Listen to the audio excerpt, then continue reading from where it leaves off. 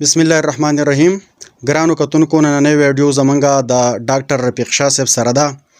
د دې یو دوه ماشومان هانشا او عبدالله په یوکرین او د روس په دغه نښتو کې په یوکرین کې د سټوډنټانو په ویزه باندې هغه هلته کې مقیم او هغو ته هلته کې څه ستونزې او سختې پیښې شوي دي. نو د دغې په باره کې به موږ د دې سره نن بحث کوو، خبرې به ورسره کوو چې یاره اوس هغوی ته څه صورتحال دی او هغه په څه حالت کې دي. دا به او تاسو ته دا خبره یادوي چې ډاکټر رفیق شاه په خپله باندې هم په یوکراین کې د ډاکټرۍ سبق ویلی دی، نو دته د هغې ځایګي صورتحال ډېر زیات معلوم دي. رفیق شاه صاحب، تاسو د اول موږ ته دا ووایئ چې تاسو په خپله باندې په یوکراین کې د کم وخت نه د کم وخت پورې پاتې شوي او د څه مقصد دپاره پاتې شوي؟ بسم الله الرحمن الرحیم. 17 په شروع کې تللی وم او تللی وم د ماسټر لپاره.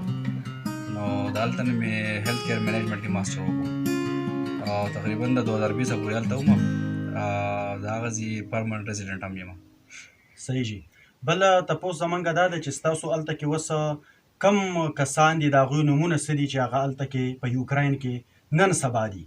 هلته خو داسې ډېر کسان دي، ملګري او اشنایان خو ډېر زیات دي، خو په خپلې کورنۍ چې یو وراره مې دی، یو مې خوری دی. نومونه د هغوی چې موږ ته ووایه. فرحان شاه مې وراره دی او عبدالله مې خوری دی. دوی د څه مقصد دپاره یوکراین کې نن سبا مقیم دي؟ د میډیکل د تړ یې سټوډنټانو کله چې هغوی دا موجوده سټرایک وکړو، رشیا په یوکراین باندې دا سټرایک وکړو، نو هلته کې چې دا کم ستاسو دوه فیملی ممبرز موجود دي، عبدالله او فرحان شاه، هغو ته څه تکلیف یا څه سخته هغو ته په دې کې ورسېده؟ هغو په څه صورتحال کې وو اول چې څنګه حمله وشوه؟ اول چې حمله وشوه دي خاص په کیپیټل کې دي. نو دی خو د امبیسي سره په رابطه کې وو. نو امبیسي والا ورته وی چې د دې نه مخکې ټولو امبیسي والا خپل کسان ته اعلان وکړو چې تاسو مطلب وځئ. انډیا والا سټوډنټان شو او نور ملکونو سټوډنټان.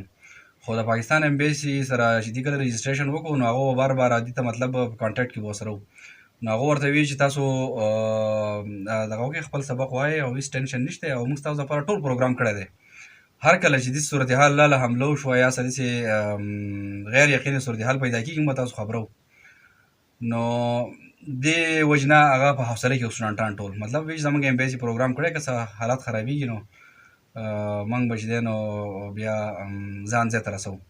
نو کله چې حمله کېده په کومه شپه باندې، په هغې مازدیګر له باندې زموږ د پاکستان امبیسي مطلب دې چې دا کوم ښار وی چې دغې ځایګي ته راشئ، نو هلته کې تله ممکن نه و. د حکومت د طرفه، د هغو د حکومت یا زموږ د امبیسي د طرفه څه انتظامات نه وشوي چې تاسو دا طریقه استعمال کړئ او په دې باندې راشئ؟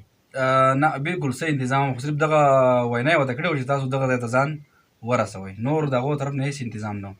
اوس دغه سختې هغو ته پیښې شوې، د هغې نه وروسته نن هغه په کوم صورتحال کې دي یا پرون په کوم ځایګي کې وو او څنګه یې دا سخته برداشت کړه؟ څه چلې وکړو؟ د دې حالاتو نه ځان څنګه وښ کړو؟ دې باره کې راته ووایئ. نو کله چې زموږ امبیسي هغو ته دا ووایي چې تاسو هلته شفټ شئ، نو دې کې په یوکراین ګورنمنټ باندې هم ډېر زیات پرشر و، ځکه چې دا کیف ښار چې دی دا تقریبا د دې آبادي 20 لاک نه سوا ده او په دغې ملکونو کې دومره آبادۍ والا ښارونه چې دی دا یو غټه خبره وي. زموږ په پاکستان او ایشیا کې دومره غټه مسله نشته او دا ډېره غټه خبره وي. نو هغه بیا ټرین ټرانسپورټ سټارټ کړو. ټرین سټارټ کړو، د کیف نه خلک ویستل شروع کړه. نو موږ خو به ریګولر خبرېدو، سټوډنټانو سره نورو کسانو سره هم په رابطه کوو، د خپلو کسانو سره هم په رابطه کې وو. نو بیا ورته موږ وویل چې تاسو ځان وکزال سټیشن دی ټرین والا، هغې ته ځان ورسوئ. نو دوی ځان په څه طریقه باندې ډېر په مشکلاتو باندې 8 کیلومتره فاصله وه دې منځ کې، هغه مشکلاتو کې هغه لړل، دلته ځان ورسول او لړل. اوس رسېدلي دي پرون مازدیګر لیووف سټي د هغه په ویسټ کې د مغربي د پولینډ سره خوا کې. نو اوس پرون هلته رسېدلي وو، بیا یې لږ سفر وکړو د امبیسي کسانو سره. خیر هغه ټایم کې ډېر هیلپ وکړو امبیسي والا، هغه وله بس ارینج کړو او بس کې تقریبا 1 غنټه 1 نیمه غنټه سفر وکړو پولینډ بارډر طرف ته. خو چونکې ډېر زیات خلک پولینډ ته روان دی، نو روډ بند دی، روډ بلاک دی، تقریبا 30-35 کیلومتر روډ بلاک دی، باقي ګاډي ولاړ دي. نو داسې هوډي پولینډ طرف ته، نو د هغې د وجې نه روډ بلاک دی. نو هغه پرون نه پیدل روان شوي دي، بېګا ناوخته پورې سفر وکړو، د 10 نیمې بجو پورې د شپې سفر وکړو. بیا هلته یې سټې وکړه لږه سکول کې، هلته لږ دمه وکړه تقریبا د شپې 3-4-5 غنټې او سهار بیا روان شوي دي پولینډ طرف ته او تر اوسه پورې روان دي.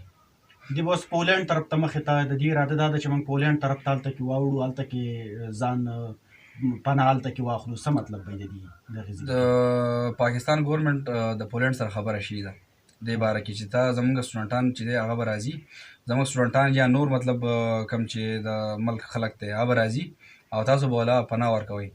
نو د پولینډ ګورنمنټ چې دی هغو اکسپټ کړې ده دا خبره، او زمونږ کسان چې کوم زموږ د ملک سټوډنټان دي یا عام خلک دی هغه پولینډ په بارډر باندې ورته د 15 ورځو ویزه لګوي د پولینډ. نو within 15 days کې به دی بیا یو پولینډ پرېږدي. نو د دې لپاره پاکستان ګورنمنټ جهازونه تنظیم کوي چې دې پسې بیا خپل پی آی ای لړ شي او هغه سټوډنټان او خپل خلک چې دی هغه بیا راوچت کړي او پاکستان ته. دا راته ووایي دا ملګري چې کم روان دي په دې پولینډ طرف ته دي یو څومره کسان دي وایي چې یاره موږ د فرحان سره عبدالله سره دی خو چې روان شو نو د دې سره تقریبا وی چې 60-70 سټوډنټان نور هم دي د پاکستان سټوډنټان دې سره دي او د دې نه مخکې هم څه کسان تللي دي، څه خپل ګاډو کې تللي دي، چا ټیکسي کړی دی. نو ایګزیکټلی فګر پته نه لګي څومره دي. ډېره مهرباني جی. دا موجوده صورتحال دی کوم چې فرحان او عبدالله ته یا نورو پاکستانی کسانو ته پیښ دي.